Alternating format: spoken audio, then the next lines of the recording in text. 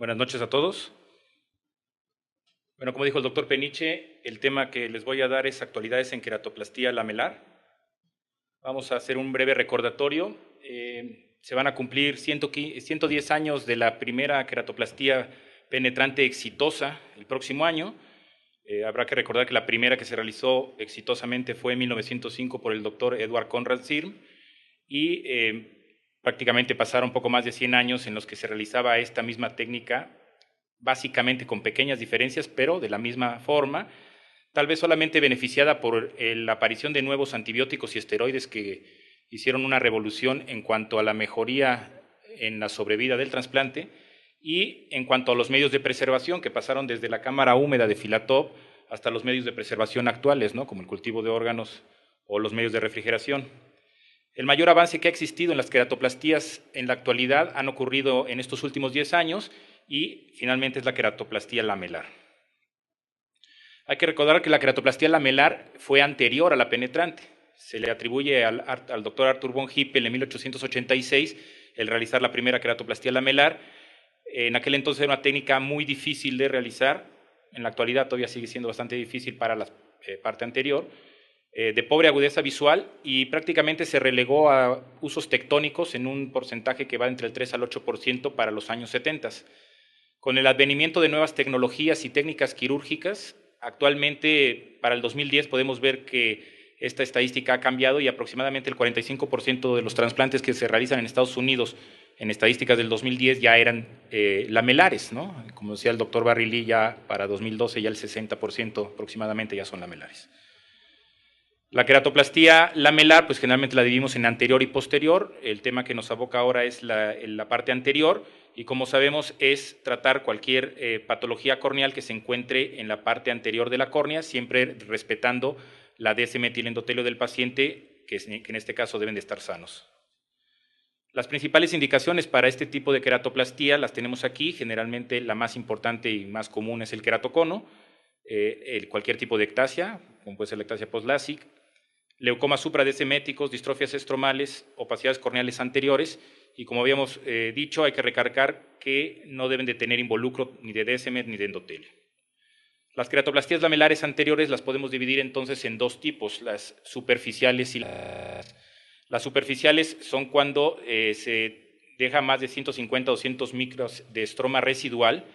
Generalmente se utiliza técnicas manuales o automatizadas que pueden ser tanto con un microqueratomo o con un femtosegundo.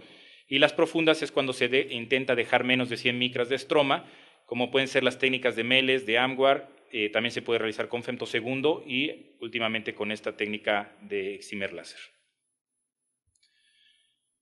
Aquí podemos ver en este cuadro las ventajas y desventajas de la queratoplastía lamelar versus la queratoplastía penetrante. Entonces, mientras que en la queratoplastía penetrante tiene la gran ventaja de ser útil en todas las patologías corneales, y tiene una enorme ventaja en que no tiene ninguna interfase, por lo tanto las capacidades visuales son muy buenas, y que como es la técnica que desde 100 años la llevamos haciendo de la misma manera, pues podríamos decir que es relativamente fácil para el cirujano. Las desventajas que tiene es que provocan astigmatismos irregulares y un mayor riesgo de complicaciones, entre ellas el rechazo. Las lamelares anteriores disminuyen esas complicaciones de rechazo porque como dejan el endotelio sano del paciente, pues disminuye tanto el rechazo como la falla, tienen menor uso de esteroides, presentan un retiro más rápido de las suturas, por lo tal también reduce de esa manera el rechazo y siguen teniendo las mismas desventajas porque de ser un tejido tan grande de astigmatismo irregular, aunque técnicamente es una técnica muy difícil de hacer. Vamos a analizar algunas de estas técnicas quirúrgicas que actualmente se están utilizando y algunas que ya se habían utilizado antes, comenzando con la queratoplastía terapéutica lamelar automatizada. Esta utilizaba tanto una cámara artificial como placas de microqueratomo, en un microqueratomo manual para hacer cortes a diferentes profundidades según donde se encontrara la opacidad, ¿no? Como decimos, esta técnica era para opacidades o existe para opacidades anteriores, máximo en promedio hasta 350 micras de espesor. El diámetro y el grosor pueden variarse por el cirujano. Si el corte que hacemos es menor de 200 micras, se comporta igual que un flap de LASIK, por lo tanto lo podemos dejar sin suturas. Generalmente cuando son cortes delgaditos tienen muy buena recuperación visual, aunque existen ciertas complicaciones como pueden ser los pliegues, interfaces irregulares o poca concordancia entre el botón y el receptor. Aquí podemos ver un video de una queratoplastia terapéutica lamelar anterior. Este corte se hace de forma manual, por lo tanto el espesor de la córnea también depende de la velocidad con la que el cirujano pasa el microqueratomo. Entonces, cuanto más tiempo le deja la succión y más lento es el corte, generalmente las lamelas serán más gruesas. Cuanto más rápido se realiza, las lamelas son más delgaditas. Aquí, como se ve en cuenta, se quita esa parte anterior afectada y se coloca una córnea, que en este caso son córneas tectónicas en todas las lamelares anteriores, cosa que es también una de las ventajas de estas técnicas en cuanto al costo del tejido y la disponibilidad del mismo. La técnica por excelencia actualmente para las queratoplastías lamelares anteriores es la queratoplastía lamelar anterior profunda. En esta imagen, como podemos ver, es una imagen de OCT exactamente, inmediatamente después de haber hecho la gran burbuja. Aquí podemos ver la membrana de Descemet con aire en su interior. Esta técnica fue descrita, la técnica de Big Bubble o de gran burbuja, fue descrita por el doctor Anwar. Después ha sufrido diferentes modificaciones, como es la técnica de la doble burbuja, en la que utiliza una burbuja para separar la membrana de Descemet del estroma y una segunda burbuja en la cámara anterior para poder visualizar que esta burbuja se forma, porque a veces es complicada poderla ver, y entonces al realizar la burbuja, esta burbuja que se encuentra en la cámara anterior se desplaza hacia la parte periférica y entonces nos damos cuenta que está formada la gran burbuja. Es una técnica manual.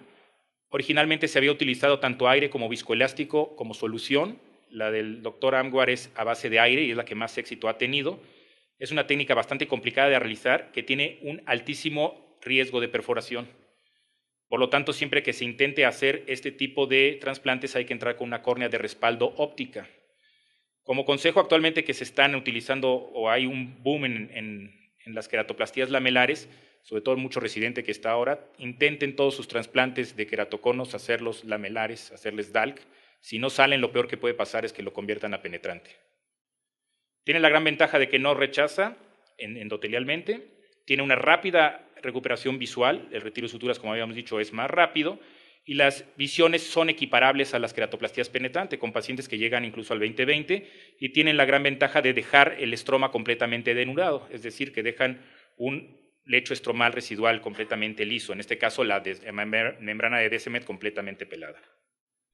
Este es un caso que se operó en el hospital, donde podemos ver que es un queratocono con una cicatriz. Se realiza una trepanación aproximadamente de 300 micras. Después se localiza el plano para penetrar dentro de la cámara anterior y se inyectan unas burbujas de aire, que es una de las burbujas, la que decíamos que estaban en la cámara anterior. Después, como tip, se coloca un poquito de viscoelástico, como se ve aquí, que crea un efecto de aumento para, en el momento de colocar esta aguja de 27G, podamos visualizar con mayor aumento en qué profundidad nos encontramos y podemos ver el momento en que estamos llegando al espacio predescemético, cómo se forman unos pliegues en esta membrana de Descemet.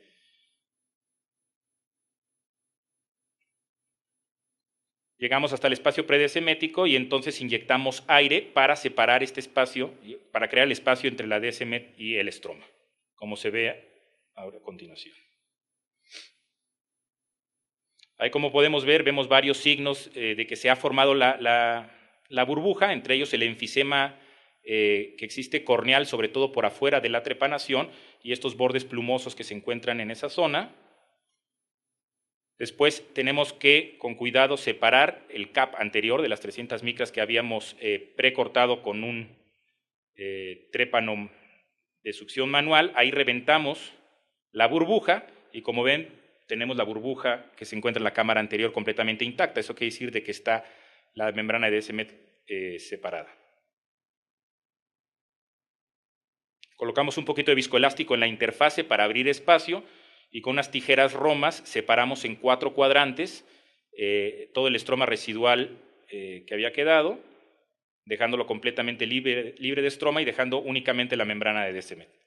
Y finalmente, una córnea tectónica, se le quita la Descemet y el endotelio, se trepana y se coloca en el lecho residual y se sutura de forma convencional.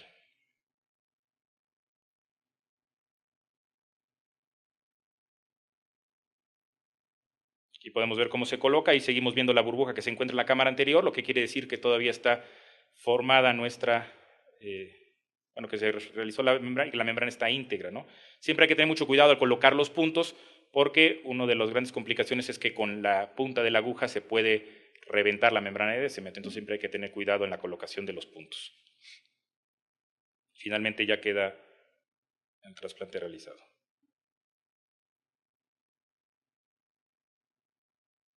Este es este mismo caso, como podemos ver la imagen en el preoperatorio en el quirófano, tenía keratometrías aproximadamente que iban de 59 a 70, estas medidas con el topógrafo Atlas, por el mismo topógrafo las medimos, esta todavía tienes, bueno, esta es inmediatamente la cirugía, pero esta topografía es alrededor de casi el año de la cirugía, presenta 41 con 48, entonces un aplanamiento importante con una mejoría visual importante. Aquí tenemos un OCT donde se veía que era principalmente un adelgazamiento central, y aquí donde podemos ver en el postoperatorio, aquí se ven las líneas donde se encuentra la unión del injerto con el huésped y el grosor corneal que va de 588 en la periferia hasta 510 en el centro. Modificaciones a esta técnica de Dahl, que es muy complicada de realizar. Finalmente, el gran problema es que se pueda reventar por un lado y el otro poder encontrar adecuadamente el espacio predesemético. Entonces han surgido algunas variantes, como es la denominada Pachy-Bubble, o realizar la gran burbuja guiadas por paquimetría. En este caso, con un paquímetro ultrasónico portátil, se realiza una paquimetría en el sitio de la punción. Como podemos ver, aquí ya está trepanada las 300 micras previas. Aquí se sugiere hacer la entrada para el túnel. Entonces ahí es donde se mide con el tonómetro, con el paquímetro. Según lo que mide el paquímetro, se calcula 90% de la profundidad, y con un cuchillo de diamante se corta, como si fuera una arqueada. Con un disector también romo, se hace un pocket en esa zona, un bolsillo, y finalmente se coloca una cánula también roma en ese espacio predesemético y se inyecta el aire. La ventaja que tiene esta técnica es que, a fin de cuentas, al ser guiada por la paquimetría, pues permite llegar al espacio predesemético o encontrar la lamela para poderla separar de una forma más precisa que hacerlo directamente con la aguja, que es pues, una técnica manual y al toque del cirujano. Otra variante de esta técnica es el femtodal, que es decir, utilizar la tecnología, en este caso el láser de femtosegundo, para poder crear tanto el corte de las 300 micras anteriores como el túnel por donde se va a colocar la cánula para realizar la gran burbuja. Esta tiene la ventaja que tiene una incisión controlada, es guiada también por paquimetría, uno puede determinar la profundidad, lo cual facilita, como habíamos dicho, encontrar este espacio predesemético. Tiene las ventajas de disminuir el enfisema corneal periférico y facilitar la visualización de las burbujas. Este es un láser, este es un video cortesía del doctor Arturo Ramírez, de una keratotomía hexagonal que se realizó un femtodalc. Aquí, como podemos ver, se está realizando el corte con el femtosegundo de las 300 micras. Se hace la separación, se penetra dentro de la cámara anterior donde se colocan estas burbujas.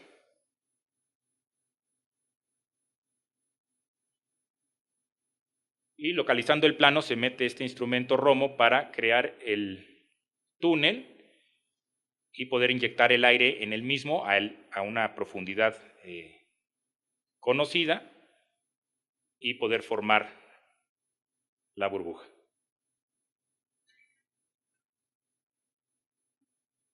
Esta es una de las técnicas preferidas, esta guiada por femtosegundo en Estados Unidos. Claro que aquí en México tiene el inconveniente de los costos, ¿no? Ahí, como vemos, se forma la burbuja y finalmente se procede exactamente de la misma manera que la queratoplastía lamelar anterior profunda convencional. Se retira todo el estroma adyacente que está por encima y se sutura la córnea. Otra gran ventaja de utilizar esta tecnología del femtodalc es que también se pueden hacer diferentes tipos de corte con el femtosegundo, como puede ser el de sombrero, el de hongo, en el zigzag, no solamente para queratoplastías penetrantes, sino también para estas queratoplastías lamelares. Aquí vamos a hacer una pequeña pausa en cuanto a lo que algo que está muy en boga actualmente es acerca de esta nueva capa corneal llamada DUA. es muy controversial la presencia de esta capa, se debe al doctor Dua, que podemos ver aquí, que en este artículo asegura que encontraron una nueva capa de la córnea, que le dicen que es la sexta capa de la córnea. Él asegura que es una capa celular que se encuentra predesemética, es decir, entre la desemet y el estroma, y que tiene ciertas propiedades muy importantes, que puede tener un rol importante en cuanto a la estructura corneal, sobre todo en el hidrops, y actualmente sugiere también que esta capa se extiende hasta el trabéculo, por lo cual también tendría algunas implicaciones en el glaucoma. Este artículo ha sido también ampliamente comentado en la comunidad oftalmológica internacional y ha tenido pues muchos adeptos, pero también mucha gente que lo ve muy controversial y que están en contra de lo que dice.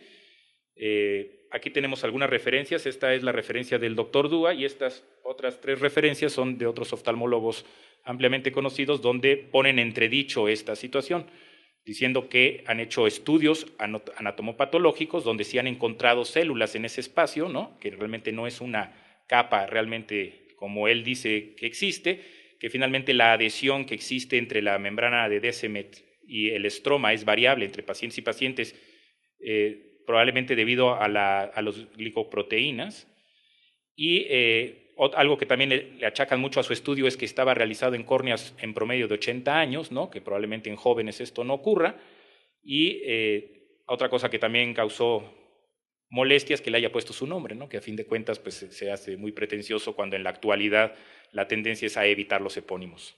Aquí podemos ver un video de un trasplante lamelar, finalmente con el LDB que se realizó en aquel entonces. Se colocaba una cama de viscoelástico. Este es un femtosegundo que es manual, portátil, y entonces, a diferencia de los femtosegundos actuales, que es una cabeza que dispara, esta se mueve, y entonces creaba todas estas burbujas para hacer la disección. Como si fuera un velcro, nosotros entrábamos con una espátula y separábamos este corte, medíamos para hacer exactamente lo mismo en la lamela donadora en una cámara artificial. Ahí ya la tenemos ya hecha el corte con el femtosegundo en la cámara artificial, se separa, se trepana y finalmente se sutura.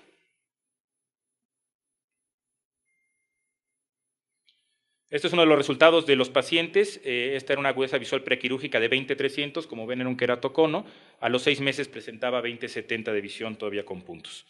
En este estudio realizado en el Conde teníamos 11 ojos de 11 pacientes con queratocono o ectasia post-LASIK, con una edad de promedio 31 años, un espesor corneal de 284 micras en promedio, queratometrías promedio de 61 y utilizando este láser LDB. Aquí podemos ver los resultados que obtuvimos, que visiones que iban aproximadamente de 20/100, 20/200 o 20/400.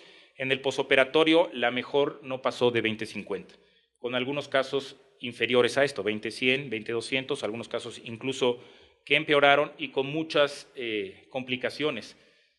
Ahorita vamos a ver algunas de ellas: haze corneal, pliegues, disparidad injerto huésped y rechazo. Se tuvo que convertir un caso a penetrante, tuvimos haze en 3 casos, pliegues en 3 casos, hubo disparidad y rechazo en un caso.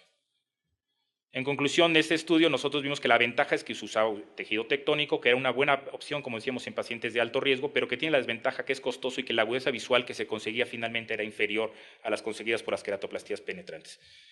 Actualmente estamos llevando un protocolo que se llama PALC, queratoplastía lamelar asistida por paquimetría.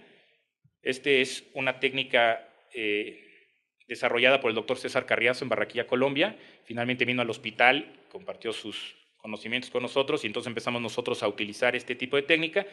Esta técnica ya se había empleado de cierta manera antiguamente, es utilizar un excimer para hacer una ablación tipo PTK para evaporar el tejido y entonces pues hacer prácticamente lo mismo que una queratoplastia lamelar anterior. La diferencia que existe con ese entonces ahora es que el excimer láser que utiliza provoca una ablación que es guiada por un mapa paquimétrico, como si fuera una ablación personalizada, con la intención de dejar 100 micras de estroma residual de un grosor uniforme y que presente una interfase lisa, con caras paralelas. Se utiliza primero un topógrafo, en este caso es el Sirius, de la misma casa de Schwinn.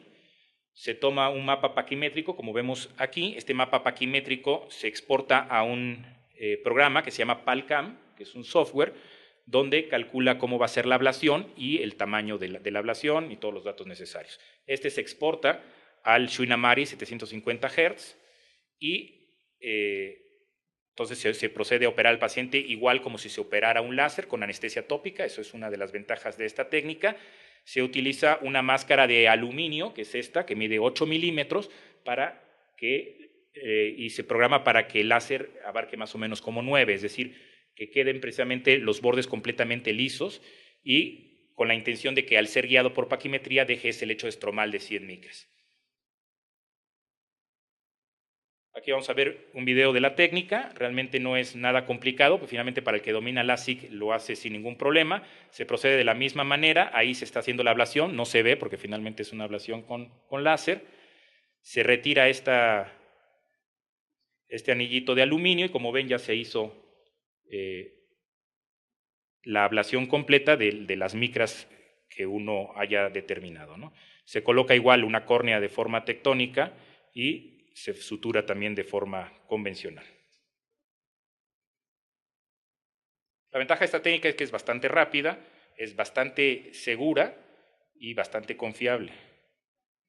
La ventaja de esta técnica comparada con las queratoplastías utilizadas con femtosegundo o las automatizadas con microqueratomo es que tanto las de femtosegundo como microqueratomo, como provocan una aplanación corneal, hacen que quede esta disparidad, ¿no? Mayor grosor en la periferia y menor en el centro, por lo tanto quedan las lamelas así. Con este tipo de tecnología tiene la ventaja de que quedan perfectamente paralelas y completamente homogéneo el tejido receptor. Al tener esto se supone que debe de tener mejor efecto en la coaptación entre los tejidos y por lo tanto disminución en cuanto al astigmatismo que pueda llegar a tener. Nosotros realizamos un estudio del PALC prospectivo. Los criterios de inclusión fueron pacientes que tenían ectasia corneal con intolerancia a lente de contacto, ausencia de cicatriz, inflamación activa y o infección y que no tuvieran ninguna otra patología. Enrolamos 8 pacientes, 7 de ellos con queratocono, 1 con una ectasia post-LASIK. Todos se trataron con PALC a un seguimiento de 6 meses. Aquí podemos ver algunos de los resultados de estos pacientes. Para tomar en cuenta más o menos la media del cilindro preoperatorio era de menos 5,78 con una desviación estándar de más 5. En el posoperatorio bajaba a menos 2 con una desviación estándar de más 2. La agudeza visual no corregida iba de 20,800 en el preoperatorio, en el posoperatorio 20,150 y la mejor corregida de 20,150 y en el posoperatorio de 20,30. Aquí vemos algunos casos. El promedio queratométrico bajó en promedio de casi 60 a 42. El grosor corneal central promedio de 342 a 592. El lecho estromal residual fue homogéneo y estable tanto en el centro como en la periferia, con un promedio de lecho estromal residual de 137 micras. Aquí podemos ver un corte en bisante donde se pueden ver 100, 75, 90, o sea, bastante homogéneo. El conteo celular endotelial fue de 13,4% a 6 meses, similar a lo reportado a un año tanto por el doctor Carriazo como en los procedimientos de DALC. No existieron episodios de rechazo endotelial ni conversión a queratoplastía penetrante.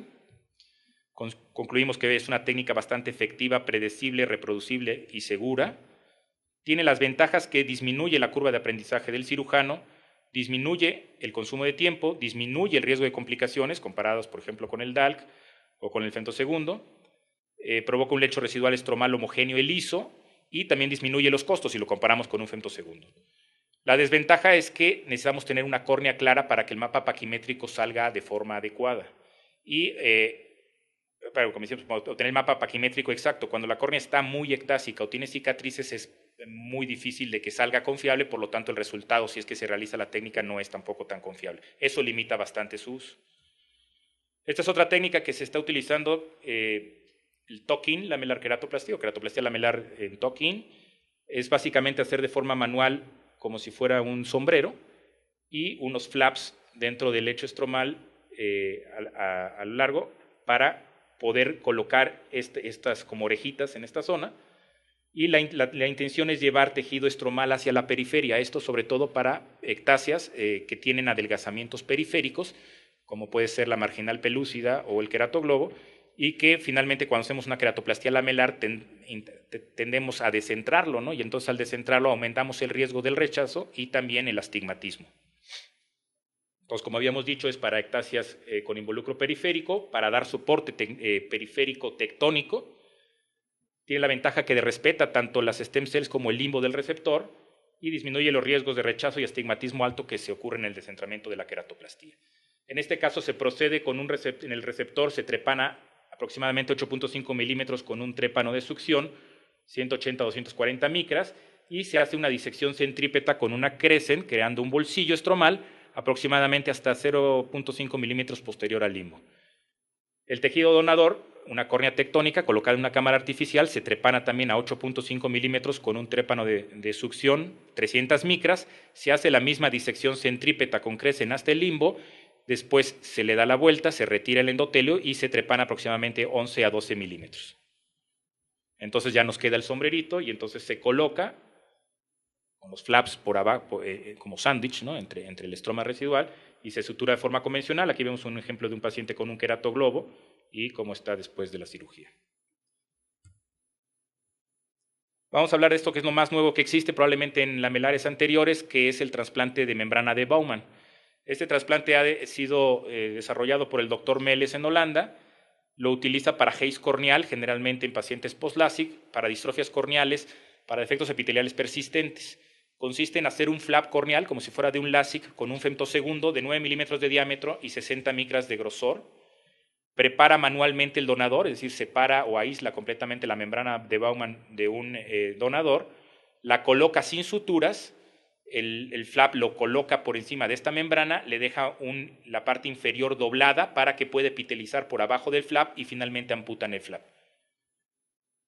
Aquí podemos ver algunas fotografías donde se ve cómo tenía este haze corneal. Finalmente, después de la membrana, en estas flechas naranjas se puede ver la Bowman nueva.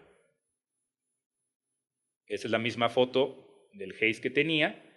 Aquí se puede observar. Y aquí nuevamente la Bowman que se encuentra ya con el tejido transparente. Ya para finalizar, algo nuevo que inventó Meles ahora, hablando de este tipo de trasplante de Bowman, es realizar este trasplante de Bowman, pero en el estroma medio posterior. En teoría para reducir el avance del queratocono o para disminuir la progresión del queratocono con tal de enlentecer el que el paciente requiera una queratoplastía penetrante o que requiera una lamelar anterior. Esto todavía está para ver cómo se comporta, pero finalmente es para darle rigidez más a la capa posterior. Y con eso terminamos.